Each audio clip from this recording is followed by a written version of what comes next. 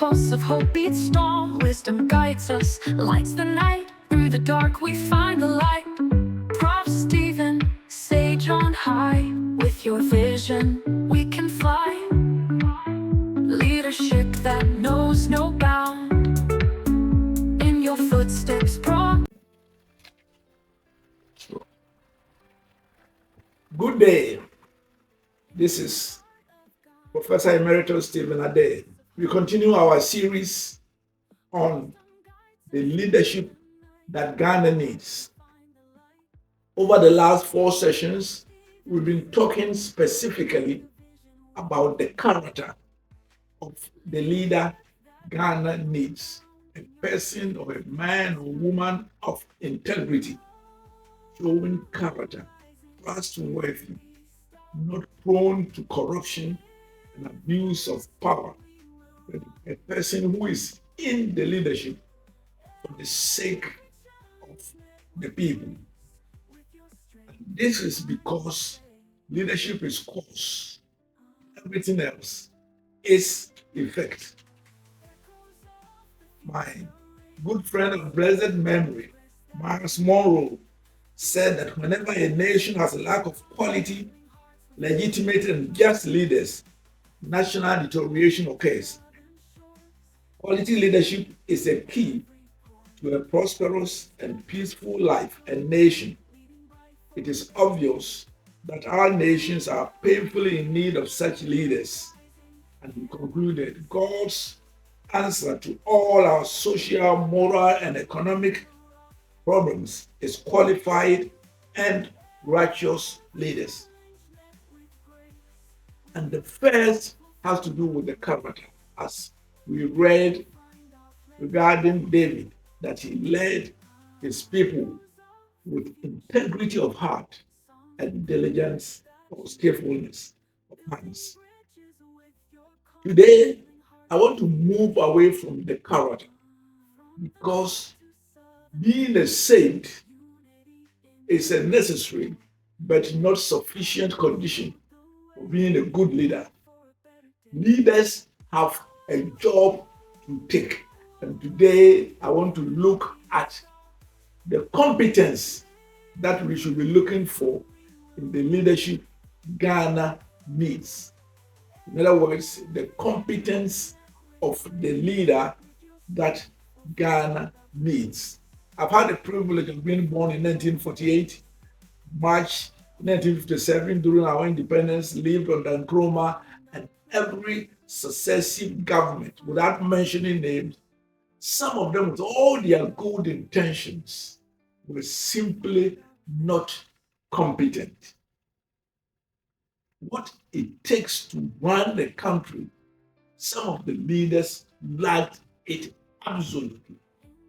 And much of the troubles we have today is because of that.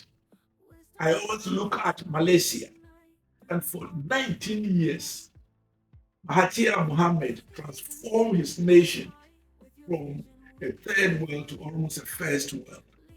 It's only in Singapore. And yet, we can talk about consistent leadership of Nkrumah from 1951 to 1966. That is almost 16 years. Yes, part of it is under colonial oversight, but nothing restrained him. We had 19 years of Rawlings in one form or the other, the head of state of Ghana. And the year he stepped down, we were epic. And I can go on and on. Leadership has certain jobs to be done, and the competence of the leader Ghana needs must be interrogated. I recently gave a session about emerging politicians at the Pentecost Convention Center, and I identified 7 generic functions of political leaders, of all leadership, but especially political leaders. I will quickly go through them and then apply them specifically to our Ghanaian situation. A leader must have the competence to provide purpose, to give the people a hope of where he wants to take the country to. Oftentimes, I listen to the political discourse going on in this high fever political period. And technically, I have not heard any of them saying that probably more so of that the young man who is called Beniahu has said something to that effect, so I wouldn't say. But the front runners, nobody is saying that this is the Ghana I want to take Ghana to. Even those who say the Ghana we want have not articulated the, a clear picture of the future. We need a leader who provides purpose and hope, and that they do it by articulating a national vision for the nation. And that is very important so that followers can buy into it. Often that involves challenging the status quo and getting people dreaming again. Ghana is looking for a leader who will make them dream again. The second I mentioned was that leaders provide a roadmap or strategies to realize the vision.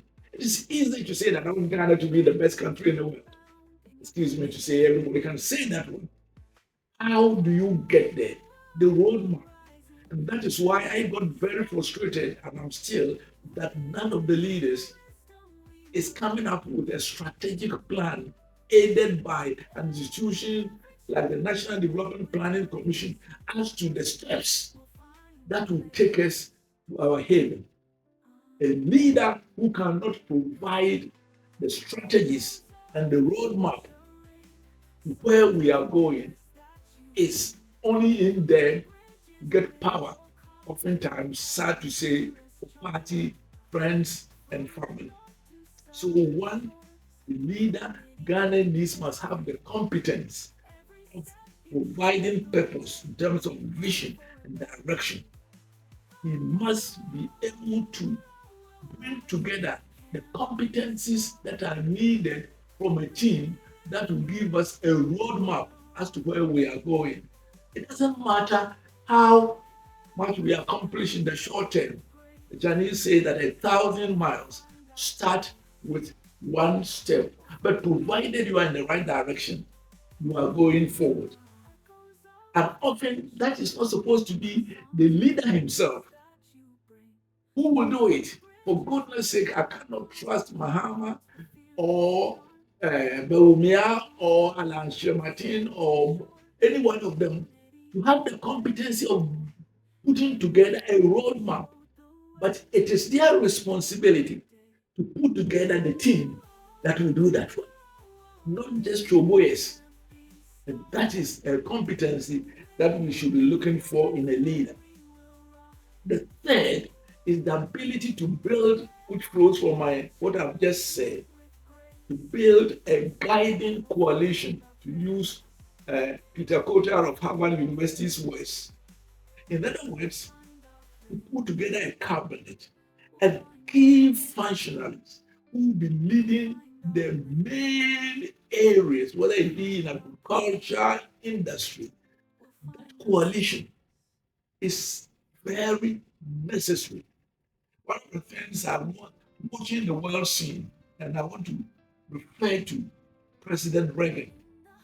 For goodness sake, President Reagan wouldn't say was the most intelligent and the most inspiring leader, but he had one thing you couldn't take from him. Before he came to the seat, he had already assembled one of the best cabinets and leadership that America could amass. No wonder one of his period, which coincided with that of Margaret Thatcher, was one of the bright spots in the life of America. We need that. I have had the opportunity of watching many, especially had a very good team with a Afro-Benin in finance and the rest. But of course, he had a few who would say Nkrumah never dies, and that's who sing his song. But generally, but one of the teams that I loved and respected was the team which was put together by Professor Busia. And today, Ghana has all the competencies. Whether you are talking about the camp of NDC or NPP or Third Force or Movement for Change, we in this nation have all that it takes, but it requires a leadership who will not say, yes, he was not with us when we were in campaigning. A public servant and many decent Ghanaians will not be on the campaign trail, but they are available for you to use to build the Ghana we want. So the ability to put together a guiding coalition of cabinet and beyond is necessary characteristic of the leader Ghana needs. The fourth I mentioned was that a good leadership competency is the ability to put in place the relevant systems and accountability framework and to oversee the efficient management of resources so that we achieve maximum efficiency. And in simple terms, to put a system which will reward efficiency and punish indolence, a system that makes it easy for the corrupt to be identified, prosecuted, and punished. A system that makes sure that the efficient ones are the ones you want to encourage, not those who say yes, yes to party. Yes, you may reward some party people. You can give them some useless ambassadorial positions and other things to make them happy. But you cannot afford not to put a system that makes sure that agriculture becomes efficient, industry productive, and move us towards self-sufficiency in the areas we have comparative and competitive advantage. And above all, today, a team that can tackle galamsey, corruption, unemployment. That is a systemic address, not going back from district to district, wherever they go. I've been watching that, it's quite interesting. Every district has a promise they give. Here it is a road, here it's water. And sad to say, nobody even is saying, where are you going to get the money? How are you going to mobilize the resources? How are we going to fill the expenditure revenue gap? We have to put a system in place. As Obama said, that institution, institution, and institution. We don't want leaders whose ability is how to destroy existing institutions, even speaking against the Supreme Court. This is not tenable. The competency to build systems, institutions which will work whether you are there or not is a competency of political leadership. But above all, number 5 is the ability to inspire, mobilize, and empower. Let me repeat these 3 words: to inspire, mobilize, and empower. When you become a leader of a company and even more so of a nation, you are not a president of Ashantis. You are not president of Northness. You are not president of Eris. You are the president of Ghana. And you must speak the language and act in a way that even your enemies will say, he is there. You must be able to inspire the best and the brightest in this country and empower them so that they can work to make Ghana great and strong. If you do so, communicating meaning, you are creating an atmosphere for others to act. You generate momentum so that whether you are there or not, things move forward and you encourage the heart of people, transforming the incentive system. At this moment, Ghana's incentive system disempowers. It is whom you know. Which party did you vote for? or are you an NPP or NDC, become the first consideration. Is he with us and not with us? The leaders that preside over this are not the leaders Ghana needs. The day you become a leader, if you cannot shed partisanship, you cannot put your feet down, even in the face of your supporters' agitation, you are not the leader Ghana needs. Last but one, the leader Ghana needs must be the one who can manage change. Listen, if things were going to be kosher, if there's not going to be a COVID, there cannot be a war in Ukraine, and next time we don't know, God forbid, but there may be a war somewhere that will impact us. If you cannot manage the change when oil prices change, you are not a leader. A leader who's in a team that manages change. I had the privilege of being sent to almost all the Southeastern Asian developed countries to go and learn their secrets. In leadership, one is telling other people to follow them, to put their trust in them. And therefore, the people's perception of who the leader is very important. If they perceive that you are either corrupt or going to be gentle with corrupt people, they will be corrupt. If they see sexual immorality in you, many will be prone that holding office, high office, is to be the husband or this, to have every lady at your disposal. Therefore, it is important for leaders to model the way, but not only in the negative sense, in the positive sense. You know that when President Atamils was there, his functionaries always showed up on time. Why? Because he will be on time. If you are a hard worker, you are people who work hard.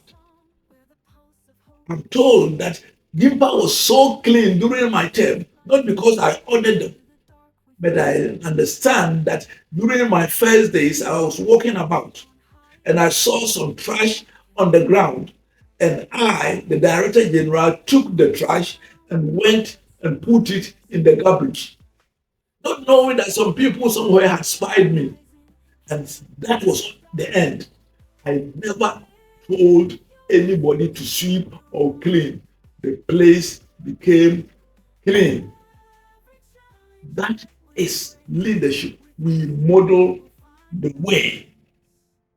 We become the living embodiment of what we preach. Let me tell you, Ghanaians and all of us, the tendency is to do like the leader. Let me bring my session today to an end. We'll continue about the competencies next week. But let me say that the leader Ghana needs is a competent leader. And it's not leadership competency about mining or even agriculture, but the competencies of a leader who will provide purpose or direction in terms of a national vision, is able with his team to give a clear roadmap of the strategies to realize the vision so that all can sing from the same hymn book. It's a leadership responsibility to build a competent guiding coalition of other leaders, thinkers, effective managers, whether in the cabinet or appointing people to the high office in the ministries and government institutions. Fourth, it's a leadership competence to be able to inspire, mobilize, and empower your followers, not to divide them, but to carry everybody along. I like what happens in the developed countries. as soon as the American election is over, it's one America. I quite remember when President Carter, who was defeated by Clinton, was going to on his philanthropic mission to Zimbabwe.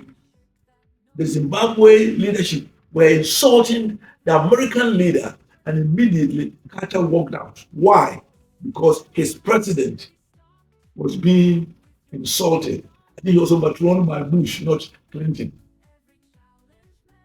Again, they must have a leadership competence of managing change, then setting up the relevant systems of accountability, and finally to model the way.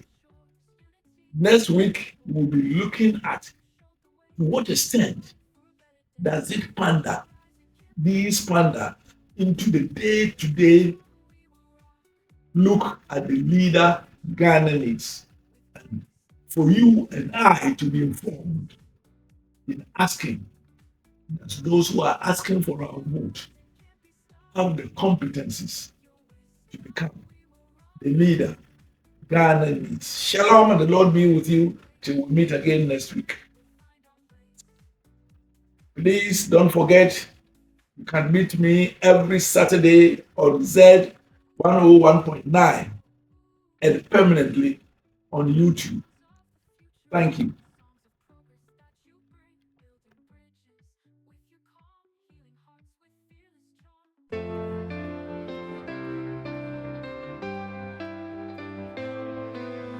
In the heart of Ghana's song, where the pulse of hope beats strong, wisdom guides us, lights the night. Through the dark we find the light. Prof. Stephen Sage on high, with your vision we can fly.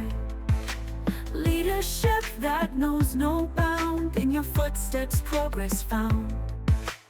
Oh, rising can't be stopped. With your wisdom we will rock. Every challenge met with grace. With your strength we'll find our place.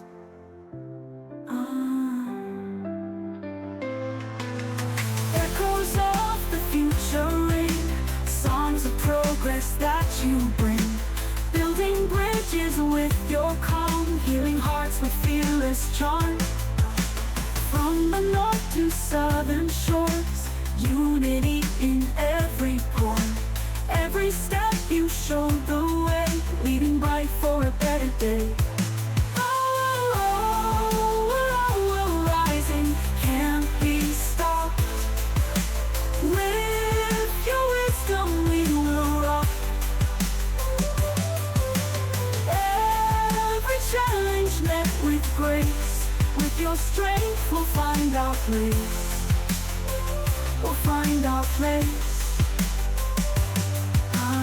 Echoes of the future ring, songs of progress that you bring. Building bridges with your calm, healing hearts with fearless charm. From the north to southern shores, unity in every pore. Every step you showed the way, leading bright for a better day.